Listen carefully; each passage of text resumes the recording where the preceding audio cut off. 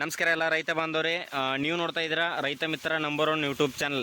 ರೈತ ಬಾಂಧವರೇ, ನೀವೇನಿಲ್ಲಿ ನೋಡಕತ್ತೀರಿ ಇದು ಬಂದುಬಿಟ್ಟು ಬರೋಬ್ಬರಿ 4 ತಿಂಗಳ ಕಬ್ಬು ಐತಿ. 4 ತಿಂಗಳ ಒಳಗೆ 11, 12, 10 ಗಣಿಕೆ ಕಬ್ಬಿನ ಗಣಿಕೆ ಸ್ಟಾರ್ಟ್ ಐತಿ.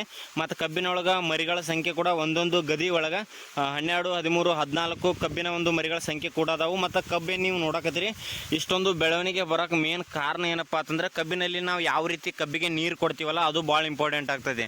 ಮತ್ತು ಇನ್ನೊಂದು ಏನಪ್ಪ ಅಂತಂದ್ರೆ ಕಬ್ಬಿನಲ್ಲಿ ಒಳ್ಳೆ ಇಳುವರಿ ಬರಬೇಕಪ್ಪ ಅಂತಂದ್ರೆ ಕಬ್ಬಿನ ಒಳಗೆ ಕರೆಕ್ಟಾಗಿ ತೇವಾಂಶ ಮೇಂಟೈನ್ ಮಾಡ್ಬೇಕಂದ್ರೆ ಯಾವಾಗಲೂ ಒಂದು ರೇಂಜಿಗೆ ಹಸಿ ಇರಬೇಕು. ಸೊ ನಾವು ಇದಕ್ಕೆ ಯಾವ ರೀತಿ ನೀರು ಕೊಡ್ತಾ ಇದೀವಪ್ಪ ಅಂತಂದ್ರೆ ನಾವಿಲ್ಲಿ ಸ್ಪ್ರಿಂಕ್ಲರ್ ಪೈಪ್ಗೆ 1 ಇಂಚ್ ಹಾಲ್ ಮಾಡ್ಕೊಂಡಿದ್ದೀವಿ. 1 ಇಂಚ್ ಹಾಲ್ ಮಾಡಿಕೊಂಡು ಒಂದು ಸರಿ ನಾವು ಮೋಟ್ರ್ ಆನ್ ಮಾಡಿದೀವಪ್ಪ ಅಂತಂದ್ರೆ 5 ಸಾಲಿಗೆ ನೀರು ಹೋಗ್ತಾವೆ. ಅಂದ್ರೆ ನಾವಿಲ್ಲಿ ಜಸ್ಟ್ ಮೋಟ್ರ್ ಆನ್ ಮಾಡಿಬಿಟ್ಟು ನಾವು ಬೇರೆ ಕೆಲಸ ಕೂಡ ಮಾಡ್ಕೋಬೋದು. ಇಲ್ಲಿ ಯಾರೂ ನಿಂತು ನೀರು ಹಾಸೋ ಅವಶ್ಯಕತೆ ಇರಲ್ಲ, ಆಟೋಮೆಟಿಕ್ ತಾನೇ ನೀರು ಹಾಯ್ತಾವೆ. 1 ತಾಸು ಆದಮೇಲೆ ನಾವು ಮತ್ತೆ ಬೇರೆ ಸಾಲಿಗೆ ಪೈಪ್ ಕಿತ್ತು ಹಾಕ್ತೀವಿ, ಅದು ಆಟೋಮೆಟಿಕ್ ಹೋಗ್ತೈತೆ. ಈ ರೀತಿ ಮಾಡೋದ್ರಿಂದ ಇಲ್ಲಿ ನೀವು ಬೇರೆ ಕೆಲಸ ಕೂಡ ಮಾಡಿಕೊಂಡು ಇದನ್ನು ನೀರು ಬಿಡ್ಬೋದು. ಮತ್ತು ನೀವು ಇದ್ರ ಜೊತೆ ಇನ್ನೊಂದು ಏನಪ್ಪ ಅಂತಂದ್ರೆ ಈ ರೀತಿ ನೀರು ಬಿಡೋದ್ರಿಂದ ಒಂದ್ಸಲಿ ನೀವು ಸಾಲಿನೊಳಗೆ ಈ ರೀತಿ ನೀರು ಬಿಟ್ರಪ್ಪ ಅಂತಂದ್ರೆ ಬರೋಬ್ಬರಿ 10 ರಿಂದ 15 ದಿನ ತೇವಾಂಶ ಇರ್ತೈತಿ. ಅಂದರೆ ಪೂರ್ತಿ ನೆನ್ಕೋತ ಹೋಗ್ತಾವೆ. ಬದು ಆಗಿರ್ಬೋದು ಅಥವಾ ಕೌಲಿ ಆಗಿರ್ಬೋದು, ಒಳಗೆಲ್ಲ ಪೂರ್ತಿ ನೆನ್ಕೋತ ಹೋಗ್ತಾವೆ. ನೆನ್ಕೋತ ಹೋಗೋದ್ರಿಂದ ಕಬ್ಬಿನೊಳಗೆ ತೇವಾಂಶ ಜಾಸ್ತಿ ಹೊತ್ತಿರ್ತೈತೆ. ಈ ರೀತಿ ತೇವಾಂಶ ಇರೋದ್ರಿಂದ ಕಬ್ಬು ಕೂಡ ಒಳ್ಳೆಯ ಗ್ರೋತ್ ಹಚ್ಚಸರಾಗಿ ಬರ್ತೈತಿ. ಮತ್ತು ಬೆಳವಣಿಗೆ ಕೂಡ ತುಂಬಾ ಸ್ಪೀಡ್ ಬರಾಕತೈತಿ. ಮತ್ತು ಈ ಒಂದು ಮೂಮೆಂಟ್ದಾಗ ನೀವು ಏನು ಮಾಡ್ಬೇಕಪ್ಪ ಅಂತಂದ್ರೆ ರೈತ ಬಾಂಧವರು ನೀವು ಈ ಒಂದು ಮೆಥಡ್ ಯೂಸ್ ಮಾಡ್ಕೊಂಡು ನೀರು ಬಿಡಬೇಕಪ್ಪ ಅಂತಂದ್ರೆ ರೈತ ಬಾಂಧವರಲ್ಲಿ ಜಾಸ್ತಿ ನೀರು ಇರಬೇಕು. ನಿಮ್ಮ ಹತ್ರ ಹೊಲದಾಗ ಏನಾರು ಜಾಸ್ತಿ ನೀರು ಇತ್ತಪ್ಪ ಅಂತಂದ್ರೆ ಈ ರೀತಿ ನೀವು ಆರಾಮಾಗಿ ಒಂದು ಬಾವಿ ಮೋಟ್ರ್ ಆಗಿರ್ಬೋದು, ಹೊಂಡದ ಮೋಟ್ರ್ ಆಗಿರ್ಬೋದು, ಆರಾಮಾಗಿ ಈ ರೀತಿ ಒಂದು 1 ಇಂಚ್ ಹಾಲುಗಳನ್ನ ಕುಂಡಿಸ್ಕೊಂಡು ಆರಾಮಾಗಿ ಒಂದು 20 ಕೌಲಿಗೆ ಒಂದೇ ಸರಿ ನೀರು ಕೂಡ ನೀವು ಬಿಡ್ಬೋದು. ನೀವು ಬೇಕಾಗಿರುವಂಥ ಯಾವ ಕೌಲಿ ಜಲ್ದಿ ದಂಡಿಗೆ ಹೋಗ್ತಾವಲ್ಲ ಆ ಹಾಲು ನೀವು ಬಂದ್ ಮಾಡ್ಕೊಂಡ್ರೆ ಬೇರೆ ಕೌಲಿಗೆ ಮತ್ತೆ ಸ್ಪೀಡ್ ಆಗ್ತಾವೆ. ಈ ರೀತಿ ರೈತ ಬಾಂಧವರು ಈ ಒಂದು ಮೆಥಡ್ ಯೂಸ್ ಮಾಡ್ಕೊರಿ. ನಿಮ್ಮದು ಕಬ್ಬಿನಲ್ಲಿ ಒಳ್ಳೆ ಗ್ರೋತು ಬರ್ತೈತಿ ಮತ್ತು ತೇವಾಂಶ ಕೂಡ ಬರೋಬ್ಬರಿ ಆಗ್ತದೆ. ಮತ್ತು ಇವಾಗ ಏನು ನೀವು ನೋಡಕತ್ತೀರ 4 ತಿಂಗಳ ಕಬ್ಬು ಐತಿದು. ಈ ಒಂದು 4 ತಿಂಗಳ ಕಬ್ಬು ಇವಾಗ ಯಾವ ರೀತಿ ಗಣಿಕೆ ಐತಿ ಮತ್ತು ಎಷ್ಟು ಗಣಿಕೆ ಐತಿ ಅಂತ ನಿಮ್ಗೆ ಲೈವ್ ಪ್ರೂಫಾಗಿ ತೋರಿಸ್ತೀನಿ. ಇವಾಗ ನೋಡ್ಬೋದು ನೀವು ಮರಿಗಳ ಸಂಖ್ಯೆ ಕೂಡ ಜಾಸ್ತಿ ಅದಾವು.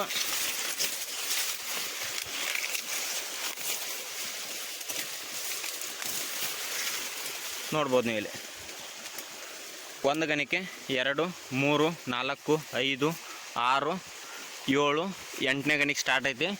ಇಲ್ಲಿ ಮತ್ತು ಬೇರೆ ಕಬ್ಬು ತೋರಿಸ್ತೀನಿ ನೋಡ್ಬೋದು ನೀವು. 1, 2, 3, 4, 5, 6, 7, 8, 9, 10ನೇ ಗಣಿಕೆ ಸ್ಟಾರ್ಟ್ ಐತಿ. ಆಲ್ಮೋಸ್ಟ್ 9, 8, 10 ಈ ರೀತಿ ಗಣಿಕೆ ಸ್ಟಾರ್ಟ್ ಐತಿ. ಮತ್ತು ಇದೇನು ನೋಡತ್ತೀರಿ ಜಸ್ಟ್ ಇದು 4 ತಿಂಗಳ ಕಬ್ಬು. 4 ತಿಂಗಳ ಕಬ್ಬು ಅಂದ್ರೆ ಒಳಗೆ ಹೋಗೋಕ್ಕಾಗಲ್ಲ, ಅಷ್ಟೊಂದು ಟೈಟಾಗಿ ಕಬ್ಬು ಬೆಳೆದೈತಿ. ಮತ್ತು ನಾವು ಇದನ್ನೇನು 1 ಇಂಚ್ ಹಾಲು ಕುಂಡಿಸಿ ಈ ರೀತಿ ನೀರು ಬಿಡಾಕತ್ತೀವಲ್ಲ, ಒಂದು ಸರಿ ನೀರು ಬಿಟ್ಟರೆ ಬರೋಬ್ಬರಿ 10 ರಿಂದ 15 ದಿನ ಅಂತೂ ನಾವು ನೀರು ಬಿಡಲ್ಲ. ಅಷ್ಟು ತೇವಾಂಶ ಅಂತೂ ಹಿಡಿದಿಟ್ಕೊಂಡಿರ್ತೈತಿ. ಮತ್ತು ಒಳ್ಳೆ ಬೆಳವಣಿಗೆ ಕೂಡ ಗ್ರೋತ್ ಚೆನ್ನಾಗಿ ಬರ್ತೈತೆ. ಮತ್ತು ಈ ಒಂದು ಸಂದರ್ಭದಾಗ ರೈತ ಬಂದವ್ರು ಯಾವ ಗೊಬ್ಬರ ಹೋಗಿದ್ರೆ ಇನ್ನೂ ಉತ್ತಮವಾದ ಬೆಳೆ ಬರ್ತೈತಪ್ಪ ಅಂತಂದ್ರೆ ಈ ಒಂದು ಹಂತದಾಗ ಮೇನ್ ಬೇಕಾಗಿರೋದೇನಪ್ಪ ಅಂತಂದ್ರೆ ಇದಕ್ಕೆ ಬೇರೆಗೆ ಕರೆಕ್ಟಾಗಿ ನ್ಯೂಟ್ರಿಷನ್ ಆಗಿರ್ಬೋದು ಭಾಳ ಅವಶ್ಯಕತೆ ಆಗಿರ್ತೈತಿ. ಅದಕ್ಕೆ ನೀವೇನು ಮಾಡಿರಿ, 1 ಎಕರೆ ಕಬ್ಬಿನ ಪ್ಲಾಟ್ ಇತ್ತಂದ್ರೆ 1 ಅಕ್ರೋಡೋಸ್ ಯೂಸ್ ಮಾಡ್ಕೊರಿ. ಅಕ್ರೋಡೋಸ್ ಗೊಬ್ಬರ ಹೋಗೋದ್ರಿಂದ ಅದರಲ್ಲಿ ಹಲವಾರು ಕಂಟೆಂಟ್ ಇರ್ತಾವೆ. ಕಬ್ಬಿಗೆ ಏನು ಮೇನ್ ನ್ಯೂಟ್ರಿಷನ್ ಆ್ಯಂಟಿ ನ್ಯೂಟ್ರಿಷನ್ ಬೇಕಲ್ಲ ಎಲ್ಲ ಕೂಡ ಅಕ್ರೋಡೋಸಲ್ಲಿ ಇರ್ತೈತಿ. ಅದರ ಅಕ್ರೋಡೋಸ್ ಒಂದು ಚೀಲಿಗೆ 16,200 ರಿಂದ 1,700 ರೂಪಾಯಿ ಐತಿ. ಅದನ್ನು ಯೂಸ್ ಮಾಡ್ಕೊರಿ. ಅದ್ರ ಜೊತೆ 1 ಚೀಲ ಯೂರಿಯಾ ಹಾಕ್ರಿ 1 ಎಕರೆಗೆ. ಅದ್ರೊಳಗೆ ಏನು ಮಾಡಿರಿ, 1 kg ಹ್ಯೂಮಿಕ್ ಆ್ಯಸಿಡ್ ಮತ್ತು ನೀವು 2 kg ಐಸೋಲ್ 19 ಏನು ಐಸೋಲ್ ಇರ್ತೈತಲ್ಲ ಅದನ್ನು ಕೂಡ ಯೂಸ್ ಮಾಡ್ಕೊಬೋದು. ಈ ಒಂದು 4 ಗೊಬ್ಬರ ಈ ಒಂದು ಹಂತದಾಗ ನೀವು ಒಗೆದ್ರಪ್ಪ ಅಂತಂದ್ರೆ ಕಬ್ಬಿಗೆ ಒಳ್ಳೆ ಬೆಳವಣಿಗೆ ಬರ್ತೈತಿ. ಅದ್ರ ಜೊತೆ ಕಬ್ಬು ಕೂಡ ಗಣಿಕೆ ತುಂಬಾ ಸ್ಪೀಡ್ ಆಗ್ತಾವೆ ಮತ್ತು ಗಣಿಕೆ ದಪ್ಪ ಕೂಡ ಆಗ್ತಾವೆ ಮತ್ತು ಉದ್ದ ಕೂಡ ಆಗ್ತಾವೆ. ಈ ಒಂದು ನೀವು ಮೆಥಡ್ನ ಫಾಲೋ ಮಾಡ್ಕೊರಿ. ಮತ್ತು ಈ ಒಂದು 4 ತಿಂಗಳು ಅಥವಾ 4.5 ತಿಂಗಳು ಕಬ್ಬು ನಿಮ್ಮ ಹೊಲದಾಗ ಏನ್ರಿ ಇತ್ತಪ್ಪ ಅಂತಂದ್ರೆ ಈ ಒಂದು ಗೊಬ್ಬರ ಒಂದು ಸರಿ ಹಾಕಿ ನೋಡಿರಿ. ಆಮೇಲೆ ನಿಮ್ಮ ಒಂದು ಕಬ್ಬಿನಲ್ಲಿ ಏನೆಲ್ಲ ಬೆಳವಣಿಗೆ ಆಗ್ತೈತೆ ಅಂತೇಳಿ ನಿಮ್ಗೆ ಗೊತ್ತಾಗ್ತೈತಿ.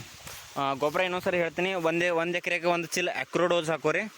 ಆಮೇಲೆ 1 ಚೀಲ ಯೂರಿಯಾ ಹಾಕೋರಿ. ಆಮೇಲೆ 19 ಐಸೋಲ್ ಇರ್ತೈತಲ್ಲ ಅದು 2 kg ಹಾಕೋರಿ. ಆಮೇಲೆ ಬಂದುಬಿಟ್ರೆ ನೀವು ಹ್ಯೂಮಿಕ್ ಆ್ಯಸಿಡ್ 1 kg ಹಾಕೋರಿ. ಇಷ್ಟು ಹಾಕಿದ್ರೆ ಸಾಕು, ಕಬ್ಬಿನಾಗ ಒಂದು ಒಳ್ಳೆ ಗ್ರೋತ್ ಬರ್ತೈತಿ. ಇಷ್ಟೆಲ್ಲ ಖರ್ಚು ಬಂದುಬಿಟ್ಟು ಭಾಳ ಅಂದ್ರೆ ಒಂದು 2,700 2,800ವರೆಗೂ ಖರ್ಚು ಆಗ್ತೈತಿ. ಇಷ್ಟು ಹಾಕೊಂಡ್ರಪ್ಪ ಅಂತಂದ್ರೆ ಕಬ್ಬಿನೊಳಗೆ ನೀವು ಒಳ್ಳೆ ಇಳುವರಿ ತೆಗಿಬೋದು ಆರಾಮಾಗಿ.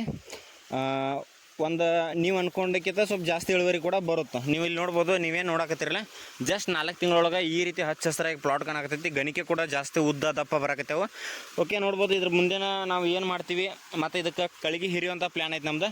ಅಂದ್ರೆ ಕೆಳಗೇನು ಒಣ ರೌದಿ ಇರ್ತಾವಲ್ಲ, ಇದೆಲ್ಲ ಸ್ವಚ್ಛ ಮಾಡಿ ಕಳಿಗೆ ಹಿರಿಯೋದ್ರಿಂದ ಹೊಸ ಹೊಸ ಮರಿಗಳು ಹೆಚ್ಚು ಬರ್ತಾವೆ. ಮತ್ತು ಇಲ್ಲಿ ಯಾವುದೂ ಮರಿಗಳು ಸಾಯಲ್ಲ. ಈಗ ನೀವು ಕಳಿಗೆ ಹಿರಿಲಿಲ್ಲಪ್ಪ ಅಂತಂದ್ರೆ ರಿಕ್ಕಾಗಿ ಮರಿಗಳು ಸಾಯ್ತಾವೆ.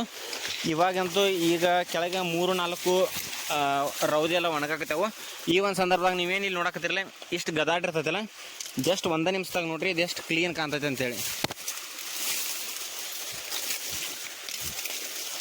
ಈ ರೀತಿ ಕಳಿಗೆ ಹಿರಿದ್ರೆ ಕಬ್ಬಿನೊಳಗೆ ಗಾಳಿ ಆಡ್ತೈತಿ. ಗಾಳಿ ಆಡೋದ್ರಿಂದ ಕಬ್ಬಿನಲ್ಲಿ ದಪ್ಪ ಜಾಸ್ತಿ ಆಗ್ತಾವೆ ಮತ್ತು ಹೊಸ ಮರಿಗಳು ಇಲ್ಲಿ ತಳ ಹುಟ್ಟಾಕ ಅನುಕೂಲ ಆಗ್ತೈತಿ.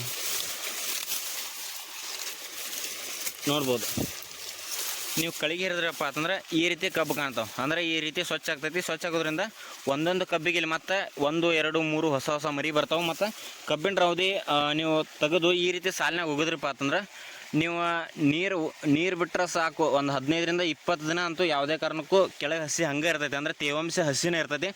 ಅದ್ರಾಗ ಒಂದು ಸರಿ ಮಳೆ ಅದು ಆಯ್ತಪ್ಪ ಅಂತಂದ್ರೆ ಮುಗ್ದೇ ಹೋಯ್ತು. ಬರೋಬ್ಬರಿ 1 ತಿಂಗಳಂತೂ ನೀರು ಬಿಡುವಂಥ ಅವಶ್ಯಕತೆ ಏನಿಲ್ಲ. ಮತ್ತು ಈ ರೀತಿ ನೀವು ರೌದಿ ಇಲ್ಲೇ ಹಾಕೋದ್ರಿಂದ ಇದು ಇಲ್ಲೇ ಕಾಂಪೋಸ್ಟ್ ಗೊಬ್ಬರ ಆಗಿ ರೆಡಿ ಆಗ್ತೈತಿ. ಎರೆಹುಳ ಕೂಡ ರೆಡಿ ಆಗ್ತಾವೆ. ಅದರಿಂದ ರೈತ ಬಂದರು ಏನು ಮಾಡಿರಿ, ದಯವಿಟ್ಟು ಯಾರು ರೌದಿ ಅಂತೂ ಸುಡಕ್ಕೆ ಹೋಗ್ಬೇಡ್ರಿ. ಒಂದು 6-7 ತಿಂಗಳು ಆದಮೇಲೆ ಕಬ್ಬಿಗೆ ಈ ರೀತಿ ರೌದಿ ಅಂತೂ ತಳಗಿಂದ ಒಣ ರೌದಿ ಇರ್ತೈತಿಲ್ಲ, ಒಣ ರೌದಿ ಮಾತ್ರ ತಗೋರಿ. ಹಸಿ ರೌದಿ ಯಾವುದೇ ಕಾರಣಕ್ಕೂ ತೆಗಿಯಕ್ಕೆ ಹೋಗ್ಬೇಡ್ರಿ. ಅದು ಜೀವಾಳ ಅಂತ ಏನಿರುತ್ತಲ್ಲ, ಅದಕ್ಕೆ ಮತ್ತು ಕಬ್ಬಿನಲ್ಲಿ ಒಳ್ಳೆಯ ಎಫೆಕ್ಟ್ ಆಗ್ತೈತೆ. ನೀವು ನೋಡ್ಬೋದು ಕಬ್ಬಿನ ಒಂದು ದಪ್ಪ ಯಾವ ರೀತಿ ಬಂದೈತಿ, ಗಣಿಕೆ ಸೈಜ್ ನೋಡ್ಬೋದು ಯಾವ ರೀತಿ ದಪ್ಪ ಮತ್ತು ಉದ್ದ ಬಂದೈತಿ ಅಂತೇಳಿ. ಆಲ್ಮೋಸ್ಟ್ ರೈತ ಬಂದವರು ಈ ರೀತಿ ಒಂದು ಕಬ್ಬಿನಾಗ ಒಂದು ಕ್ರಮಗಳನ್ನು ನೀವು ಕೈಗೊಂಡ್ರೆ ಆರಾಮಾಗಿ ನಿಮ್ಮ ಒಂದು ಕಬ್ಬಿನಲ್ಲಿ ಕೂಡ ಒಂದು ಉತ್ತಮ ಇಳುವರಿಯನ್ನು ನೀವು ನೋಡ್ಬೋದು. ಇಷ್ಟು ಮಾಡ್ಕೊಂಬಿಡ್ರಿ. 4-4.5 ತಿಂಗಳ ಕಬ್ಬಿಗೆ ಸ್ಟಾರ್ಟಿಂಗ್ ಕೆಳಗಡೆ ಪೂರ್ತಿ ಕೆಳಗಡೆ 2, 3, 4 ಏನು ಒಣ ರೌದಿ ಇರುತ್ತಲ್ಲ, ಅಷ್ಟೊಂದು ರೌದಿ ತಗೊಂಡ್ಬಿಟ್ರಪ್ಪ ಅಂತಂದ್ರೆ ಆರಾಮಾಗಿ ಬರುವಂಥ ಹೊಸ ಮರಿಗಳು ಕೂಡ ಸಿಕ್ಕಾಪಟ್ಟೆ ಫೋರ್ಸ್ ಆಗಿರ್ತಾವೆ ಮತ್ತು ಗಾಳಿ ಆಡ್ತದೆ. ಓಕೆ, ನೀವು ಇಲ್ಲಿ ನೋಡ್ಬೋದು ಹೊಸ ಮರಿ ಯಾವ ಥರ ಫೋರ್ಸ್ ಐತೆ ಅಂಥೇಳಿ. ಇಷ್ಟು ಅದಕ್ಕೆ ಗಾಳಿ ಆಡೋ ಥರ ಕಬ್ಬಿನ ಒಣಗಿರುವಂಥ ರೌದಿ ತಗೊಂಡ್ಬಿಟ್ರೆ ಆರಾಮಾಗಿ ಈ ಒಂದು ಮರಿ ಕೂಡ ಬರುವಂಥ ಸುಳಿ ಕೂಡ ಬೀಳಲ್ಲ, ಆ ಒಂದು ಮರಿ ಸಾಯಲ್ಲ. ಅದು ಕೂಡ ಕಬ್ಬಾಗಿ ಒಂದು ಉತ್ತಮ ಫೋರ್ಸಾಗಿ ಒಳ್ಳೆ ಗಣಿಕೆ ಬರ್ತೈತಿ. ನೀವು ನೋಡ್ಬೋದು ಯಾವ ರೀತಿ ಕಬ್ಬು ಸ್ವಚ್ಛ ಕಾಣ್ತೈತಿ. ಮತ್ತು ಇನ್ನೊಂದೇನಪ್ಪ ಅಂತಂದ್ರೆ ಕಬ್ಬಿನೊಳಗೆ ಎಷ್ಟು ಗಾಳಿ ಆಡ್ತೈತಲ್ಲ ಅಷ್ಟು ಕಬ್ಬಿನ ಒಂದು ಗಣಿಕೆ ಸೈಜ್ ದಪ್ಪ ಆಗ್ತಾವೆ, ತೂಕ ಜಾಸ್ತಿ ಬರ್ತೈತೆ. ಆದ್ದರಿಂದ ಇವಾಗ ನೋಡಿರ್ಬೋದು ನೀವು 1 ಎಕರೆಗೆ 100 ಟನ್ನು 120 ಟನ್ನು ಯಾರೆಲ್ಲ ರೈತ ಬಾಂಧವರು ಬೆಳೀತಾರಲ್ಲ ಕಬ್ಬು, ಪ್ರತಿಯೊಬ್ಬರು ರೈತ ಬಾಂಧವರು ಕಬ್ಬಿನ ಕೆಳಗಡೆ ಏನು ಒಣಗಿದ ರೌದಿ ಇರ್ತಾವಲ್ಲ ಎಲ್ಲ ರೌದಿಯನ್ನು ತೆಗೆದು ಈ ರೀತಿ ಸಾಲಲ್ಲಿ ತುಂಬ್ಕೋತಾರೆ. ಅವ್ರು ಯಾಕೆ ತುಂಬ್ಕೋತಾರಪ್ಪ ಅಂತಂದ್ರೆ ಕಬ್ಬಿನೊಳಗೆ ಒಳ್ಳೆ ಗಾಳಿ ಆಡಲಿ, ಮತ್ತು ಕಬ್ಬಿನೊಳಗೆ ಎಷ್ಟು ಗಾಳಿ ಆಡ್ತೈತಲ್ಲ ಅಷ್ಟು ಕಬ್ಬಿನೊಳಗೆ ತೂಕ ಜಾಸ್ತಿ ಬರ್ತೈತೆ ಕಬ್ಬಿಂದ. ಮತ್ತು ಇನ್ನೊಂದೇನಪ್ಪ ಅಂತಂದ್ರೆ ಕಬ್ಬಿನಲ್ಲಿ ಒಂದು ಸಾಲಿಂದ ಇನ್ನೊಂದು ಸಾಲಿಗೆ ಅಂತರ ಎಷ್ಟು ನಾವು ಜಾಸ್ತಿ ಗ್ಯಾಪ್ ಇಡ್ತೀವಲ್ಲ ಅಷ್ಟು ಇಳುವರಿ ಜಾಸ್ತಿ ಬರುತ್ತೆ ಅಂತ ಹೇಳ್ತಾರೆ. ಇನ್ನೊಂದೇನಪ್ಪ ಅಂತಂದ್ರೆ ಕೆಲವೊಂದು ಸೈಡ್ ಬೆಳಗಾವಿ ಡಿಸ್ಟಿಕ್ ಈ ಕಡೆ ಅಥಣಿ, ಚಿಕ್ಕೋಡಿ, ರಾಯಬಾಗ ಈ ಕಡೆ ಏನಾಯ್ತಲ್ಲ ಅಲ್ಲಿ 3 ಫುಟು 3.5 ಫುಟ್ ಕಬ್ಬು ಸಾಲು ಬಿಡ್ತಾರೆ. ಈ ಕಡೆ ಬಿಜಾಪುರ ಈ ಸೈಡ್ ಬಂದರೆ 4 ಫುಟು. ಕೆಲವೊಬ್ರು ರೈತ ಬಂದವರು ಏನು ಮಾಡ್ತಾರಪ್ಪ ಅಂತಂದ್ರೆ 4.5, 5 ಫುಟು, 6 ಫುಟು, 7 ಫುಟು ಕೂಡ ಅಂತರ ಇಡ್ತಾರೆ. ನಾವಿಲ್ಲಿ ಒಂದು ಸಾಲಿಂದ ಒಂದು ಸಾಲಿಗೆ 4 ಅಡಿ ಅಂತರ ಇಟ್ಕೊಂಡಿವಿ.